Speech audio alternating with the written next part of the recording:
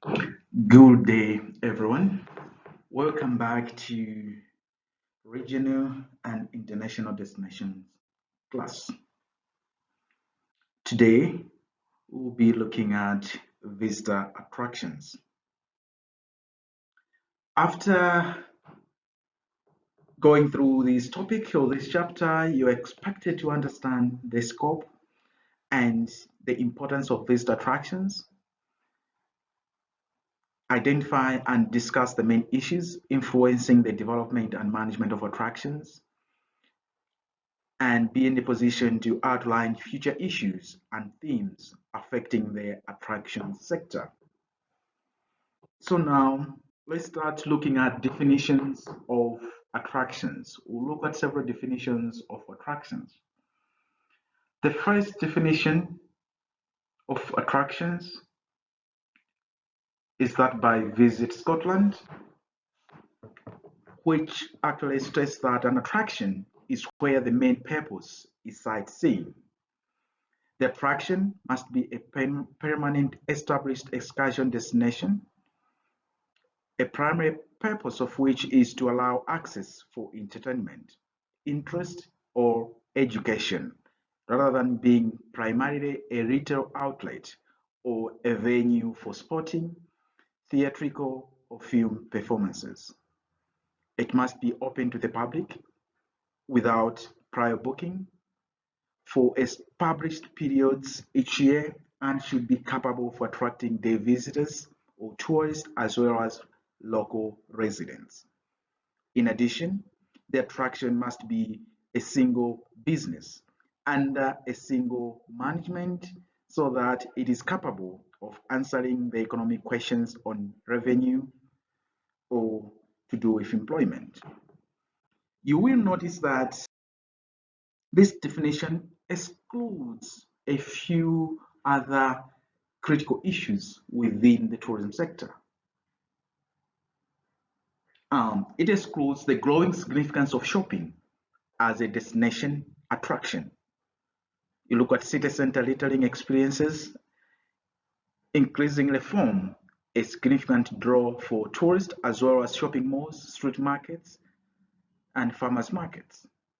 So at the present time, you would see that actually these places also constitute a destination attraction, and these have been excluded from the Visit Scotland definition. So these are some of the shortfalls of the Visit Scotland definition.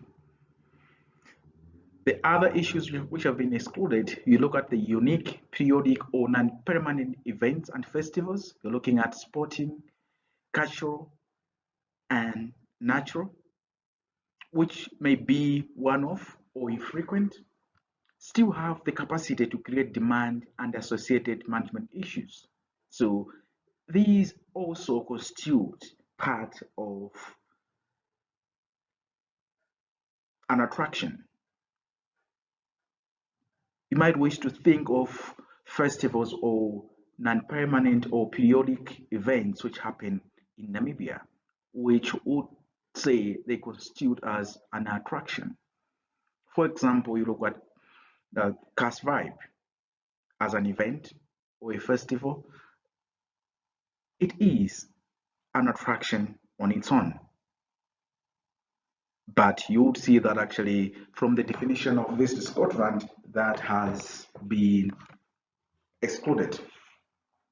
Images and locations viewed in films and television programs stimulate tourist interest in destinations and have created a niche form of attraction seen globally. The other issue which has also been excluded, looking at a destination's natural, social, architectural, and cultural resources also act as an attraction too. You look at food, wine, crafts, and indigenous people. These are also attractions in their own right. And now let's look at how Pierce looks at a tourist attraction. He says a tourist attraction is a named site with a specific human or natural feature, which is the focus of visitor and management focus. Furthermore, according to Swarbrook 2002, attractions must be differentiated from destinations. Since attractions are generally single units, individual sites, or very small, which are easily delimited geographical areas based on a single key feature. Destinations are larger areas that include a number of individual attractions together with the support services required by tourists. So here you're seeing Swarbrook trying to differentiate between an attraction and a destination. So you're looking at attractions which constitute destinations. So destinations are larger areas which would include several individual attractions together with support services which are required by tourists, while an attraction is more or less like a single unit.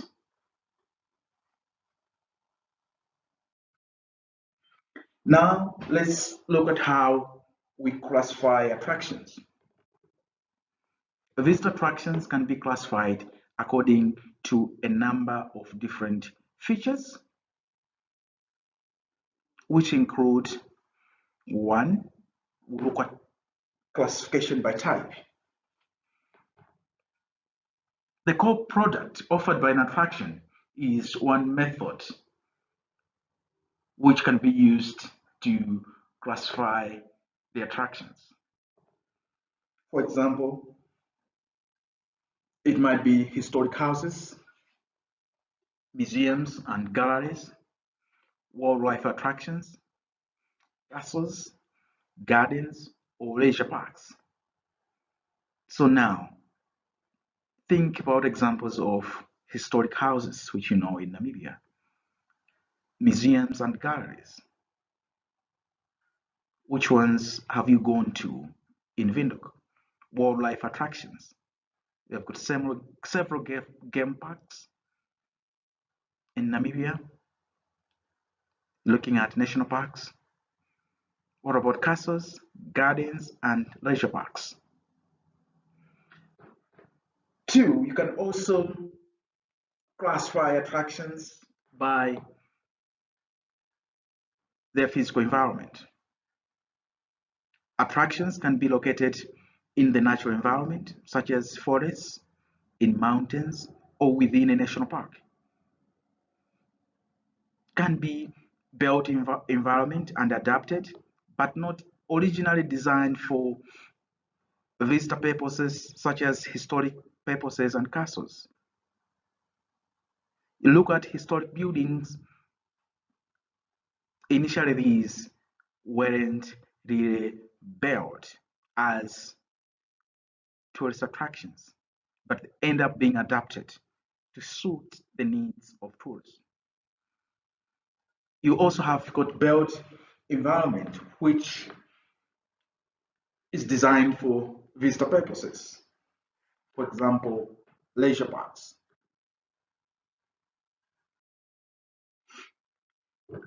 We can also classify attractions by their ownership. Attractions are owned and managed by a range of organizations, trusts, and individuals working in the public, private, and non-profit sectors.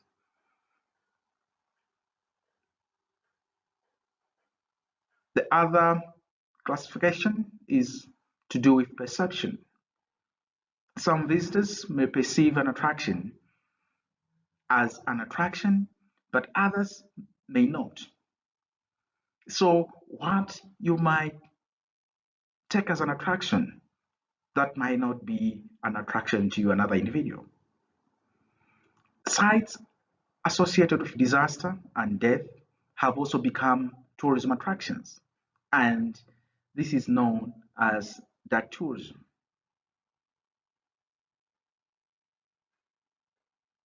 Now try to think of sites around the world which are more or less associated with disaster and death, but now which have become tourist attractions. The other aspect is appeal. The market appeal of attractions can be viewed at a geographic level, where attractions might appeal just to a local market, regionally, nationally, or internationally. The other aspect has to do with size and capacity.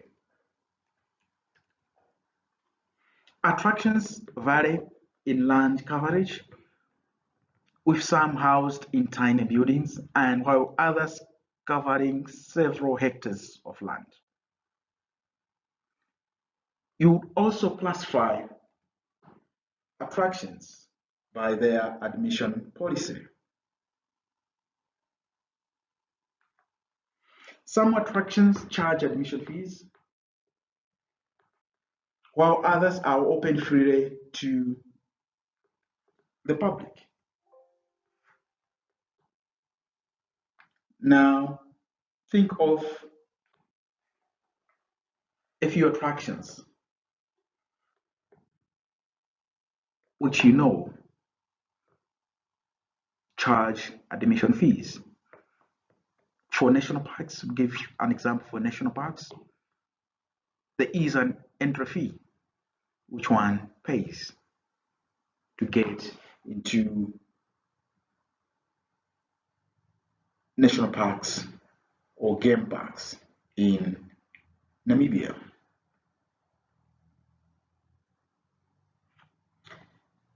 The other aspect which we can use in the classification of attractions is composition. While many attractions are located at or around a specific point or feature, such as a capital city, some are linear in that they follow a line or a route. The other aspect has to do with degree of performance, rather degree of permanence. Built visitor attractions are designed with a degree of permanence, and in case of events and festivals, a short duration is expected, and temporary sites and buildings are often used. We can also classify attractions by visitor numbers. Like size and capacity, visitor attractions may also be differentiated according to the volume of visitors received over a given period of time. As a general guide, many analysts classify visitor attractions by visitor numbers using a breakdown of small attraction that's up to 50,000 visits a year. They would classify that as being a small attraction. Medium attraction, that's that attraction which has got 51,000 to 300,000 visits a year. And a large attraction as that attraction which gets over 300,000 visits in a year. The other aspect we can use on classifying attractions has to do with organizational complexity and risk. Sean and Parrett 2004 did suggest that a typology relating to the degree of organizational complexity and risk offers another perspective with reference to events. The complexity of the attraction relates to the degree of organization needed to coordinate the specific event, which increases with the scale and nature of the visitor market it targets. Now let's look at the influences that determine the success of visitor attractions. What factors influence the success of visitor attractions? Several factors that contribute to the success of a tourist attraction comprise those associated with the operator or the organization in charge of the attraction, the visitor or the tourist, and the managed features for the attraction. These factors include the following: professional management skills and the operator's available resources. Once you have got an attraction or you manage an attraction, you need to have people who have got the right skills. And the operator needs also to have the right resources to manage that attraction. You're looking at human resource, you're looking at financial resources, which are used in the maintenance of the attraction. The type of attraction or product offering also influence the success of the attraction. The market demand for the product, the more demand an attraction or a product within the attraction generates, the more money that attraction will be making. Ease of access from major routes and centers of tourist and resident populations is also another factor which determines the success of a visitor attraction. An attraction should be easily accessible to people. So those attractions which are along major routes or which can be easily accessed would also attract more people. And if you have got an attraction close to a resident population, you know that actually there is a market for that attraction nearby. Having appropriate hours of opening is also another factor. Provision and quality of on-site amenities such as parking, visitor center, signs and labels, shops, guides, refreshments, toilets, litter bins, seating, and disabled provision. These on-site amenities add value to an attraction and they contribute to the success of a tourist attraction.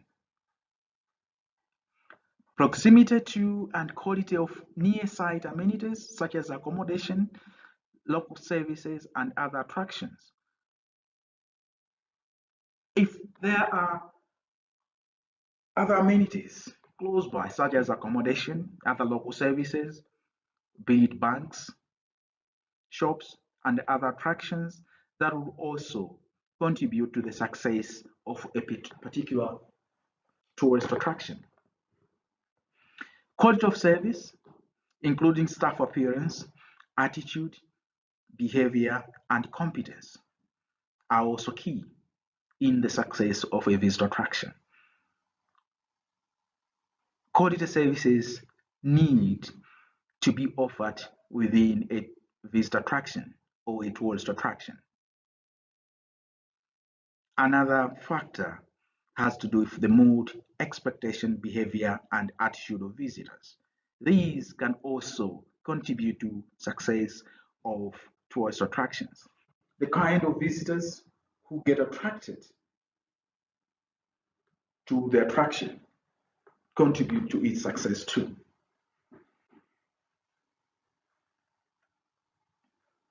And you've got value for money. This is more directly related to the quality of service. Are people getting value for money on the services being offered within the attraction? If they are not, definitely you might not have repeat visitors. But if people get value for money, they'll go out, also tell other people to visit that attraction, and that will definitely contribute to the success of that tourist attraction.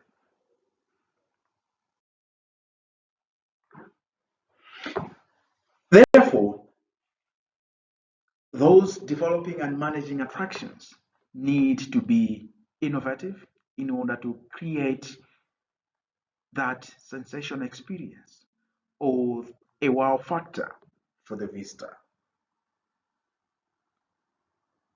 Every manager of a tourism attractions needs to strive to ensure that actually the visitors to that attraction or tourists to that attractions go back satisfied that they got value for money, or they got good service, or they got a good product. Neglect of an element of a visit attraction, like poor toilet cleaning or unjustifiably high entry charge, has the potential to harm the overall experience, affecting both return visits and recommendations. So these are some of the issues which people might look at lightly, but they affect the perception a visitor will have to an attraction.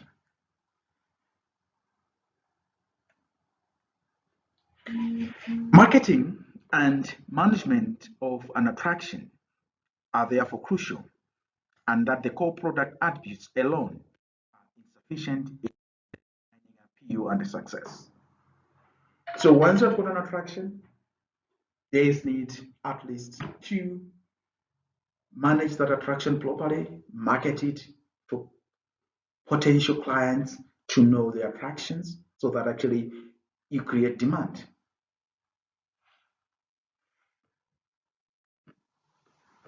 So there are also a few other things to do with management planning of these attractions one needs to take into consideration. Higher levels of planning in attractions are always associated with higher visitor numbers, more gross revenue, larger asset value, greater total profit, higher admission prices, longer length of stay, better growth, and greater confidence. So to achieve all these need to have higher levels of management planning to ensure that actually the attraction makes money out of the higher number of visitors who come to enjoy the facilities or the attraction. Now let's look at environmental impacts relating to attractions. The environmental impacts caused by visitors do raise a number of issues for managers of natural, bird, and event attractions. Some of the attraction impacts include overcrowding, wear and tear. Wherever there are people, that means we have wear and tear of the facilities. Litter, vandalism, and theft are also some of the impacts an attraction faces. Some of the impacts are transport related, which we already looked at when we are dealing with the topic on transporting the tourist. You look at behavior and effects of visitor management on authenticity. So these are some of the impacts which an attraction faces. Now let's look at seasonality.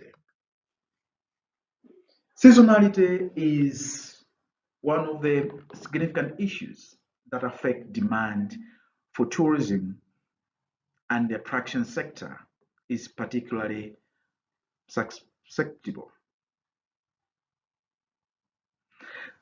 Some types of attractions show a greater susceptibility to seasonality, and historic properties and monuments, and those that charge for admission show the highest peaks and troughs in visitor numbers.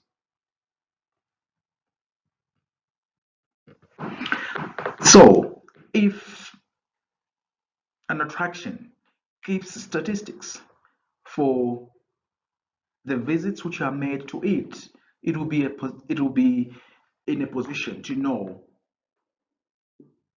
during which period it gets more tourists, and during which periods it has got low numbers of tourists.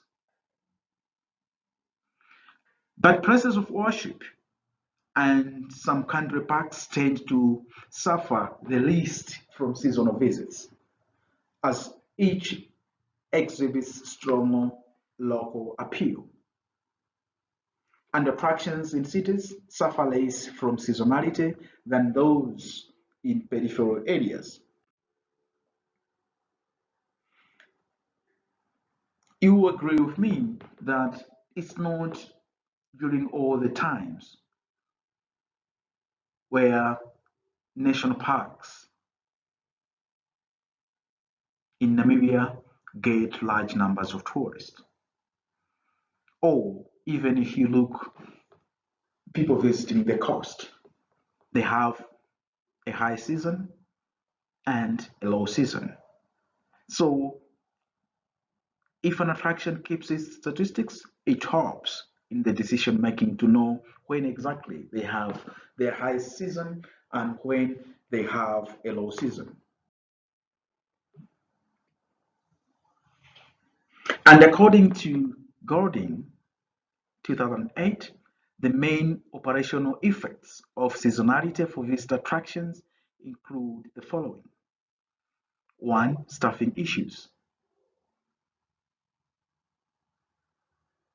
In this regard, you're looking at how many people really do you still need to have in your employment when you are in a low season or when you're in a high season.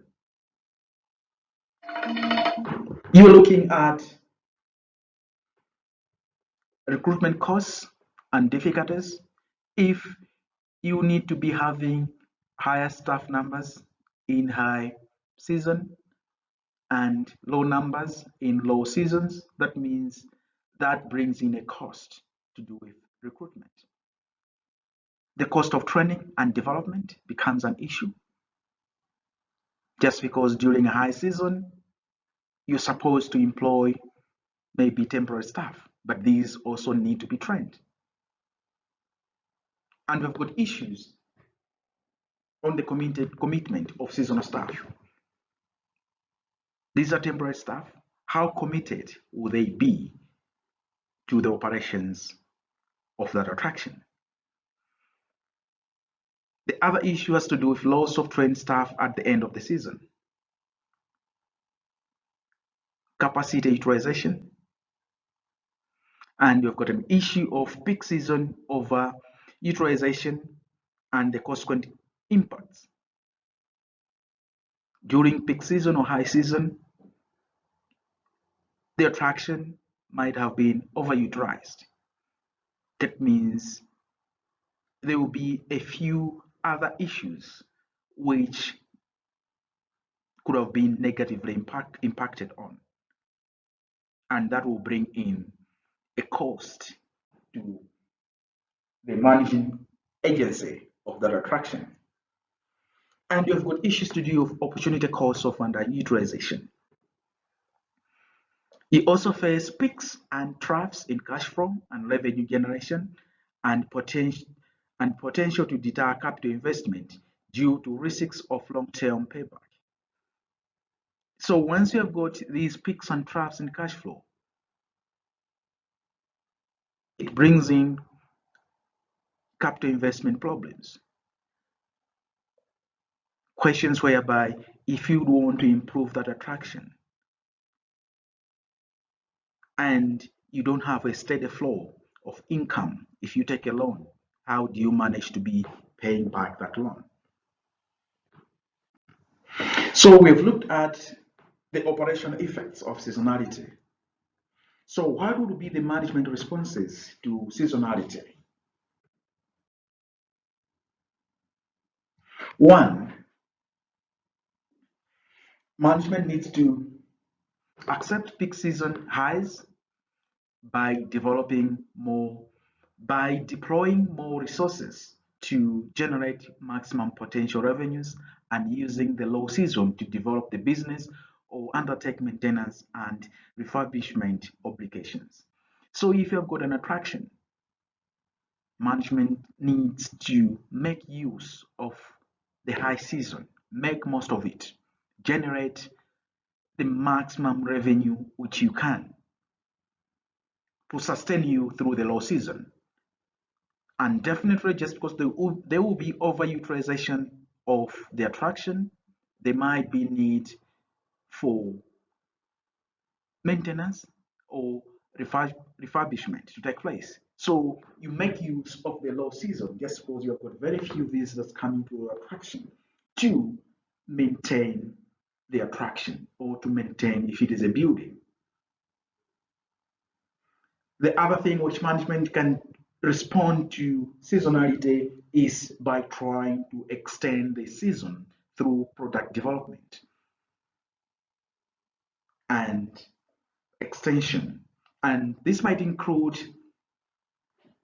having events at the attraction and community festivals, some corporate events, hiring out the attraction and promotion of the attraction to local residents and educational groups. So you use these techniques dependent on the type of the attraction.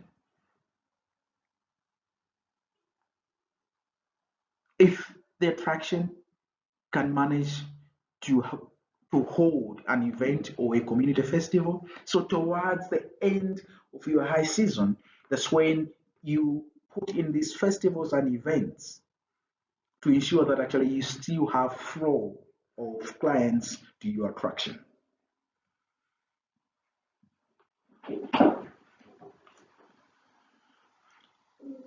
And any attraction needs to have the visitor numbers so that actually it makes revenue. So the main determinants of visitor numbers appear to be promotions and holding events. And in negative terms, global issues affecting the supply of visitors and disruptions caused by refurbishments. So once you're doing refurbishments, people wouldn't want to come and visit that attraction. So if you want to have more numbers of visitors visiting your attraction, you should be ready to market and promote that attraction. And the most significant factor that also affects visitor numbers, both positively and negatively, and with this factor, operators have very little control over, is weather. Tourists or visitors would want to get to a place which has got conducive weather or good weather for them. So one has also to note who their potential customers, clients, or tourists are, and when these tourists will be most likely to visit your place, dependent on the weather where that attraction is in.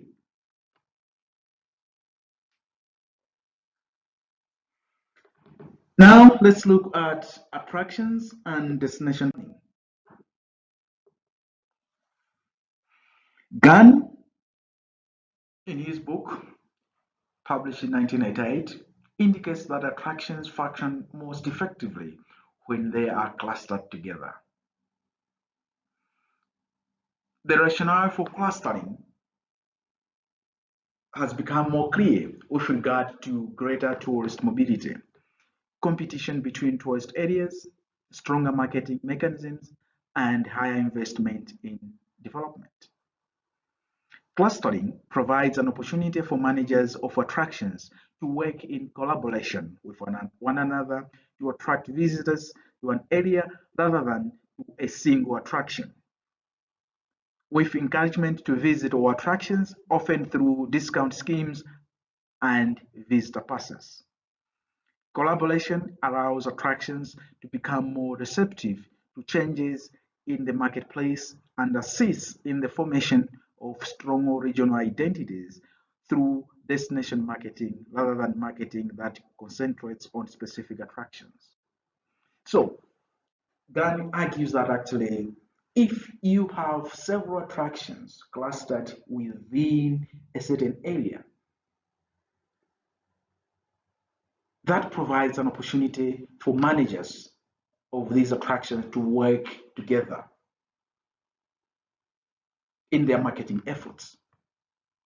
For example, let's say if you had several attractions, let's say in Swakop, and the managers of these attractions work together in their marketing efforts to attract visitors, be it from within Namibia or from outside Namibia. So their market costs will definitely be on a lower side rather than for these managers to be working individually to be attracting their clients to their specific attractions.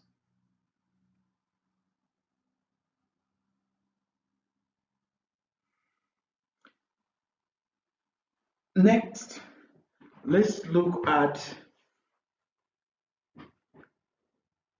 some cases to do with industry-based tourism or industry-based attractions.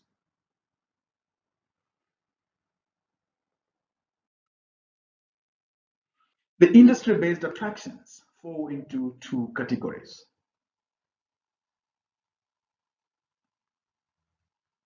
One, there's those where visitors can watch the production process. Two are those where the emphasis is on the product plus other facets such as amusements or littering, the product not necessarily being produced on site.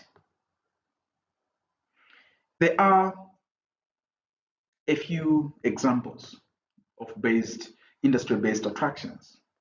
We have got the Tiramog in the US, where people go and see the production process of cheese. We have got the pool portrait in the UK. It's more where visitors go and appreciate the production process of the pottery. You have got Carlsberg. This is a beer producing company in Denmark where people go and watch the production or appreciate the production process of beer in Denmark. And can you think of any industry-based attractions in Namibia where you have visitors go just to go and watch the production process?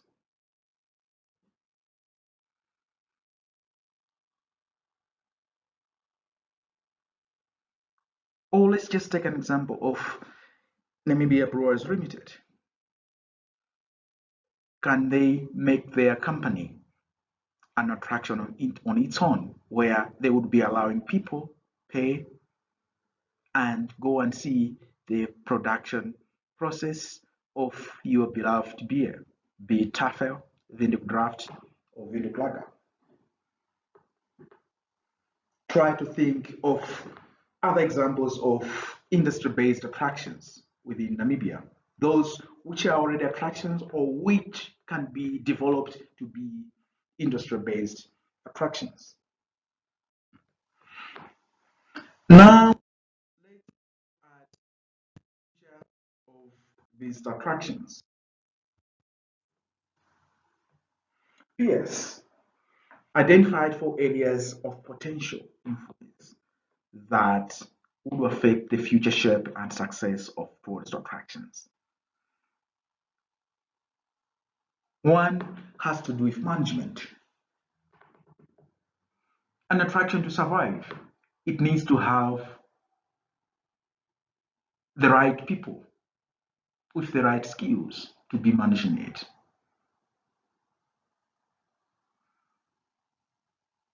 If an attraction is poorly managed, definitely it will go down.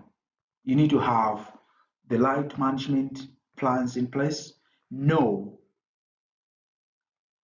how many people you can allow into that attraction, what to do during the peak season, and what to do during the low season to ensure that actually you have sustainable flow of revenue to meet the operation costs of that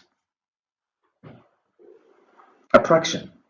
The other issue has to do with marketing.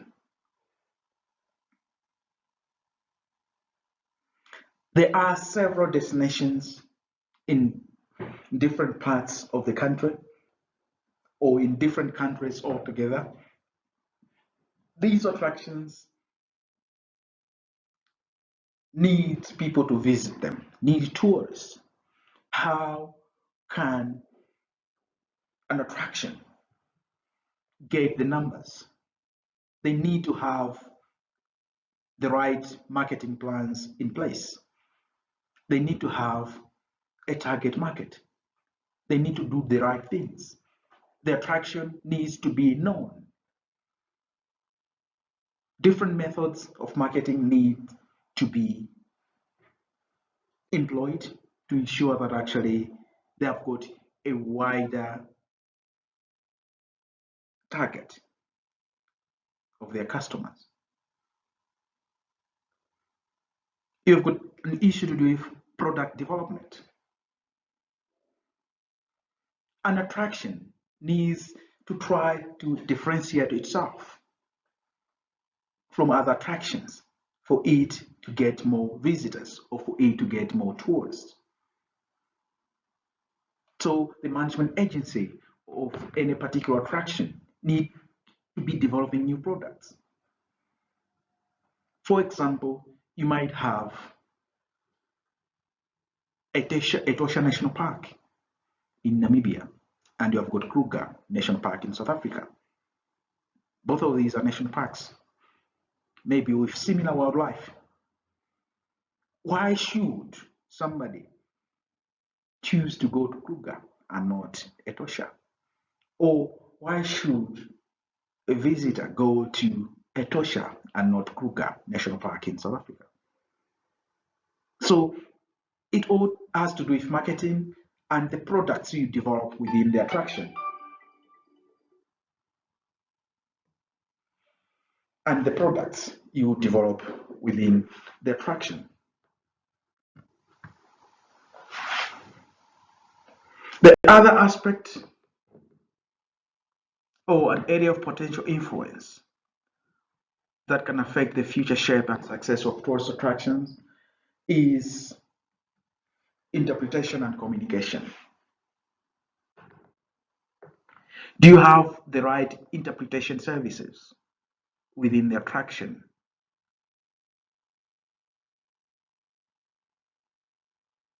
If visitors come to a place, do you have site guides which will take around the people and provide the interpretation services to let people really appreciate the products or the attraction? Let's say if it is a historical building as an attraction, do you have people who would guide through the visitors at that historical building, give them the history of the building or the history behind the structure? What communication strategies do you use for people to really appreciate your attraction? Do you have leaflets? Or are there maybe videos in place where people can watch and just to have some background information about the attraction?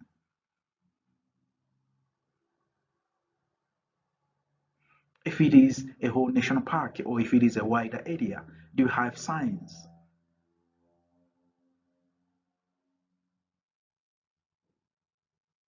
To some sort of give directions to people within the attraction.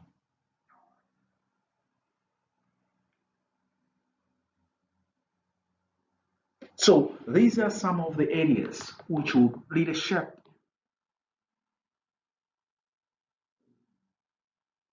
or which will provide the future shape and success of tourist attractions. So how would These four areas really affect the future shape and success of tourist attractions based on the explanation I've given on management, marketing, product development, interpretation, and communication. Try to think on how these really can affect the future shape and success of tourist attractions.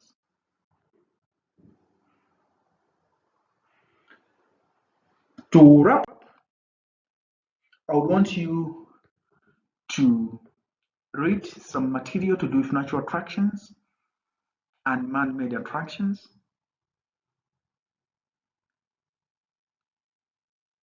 I will send you material which you will need to read on natural attractions and man-made attractions.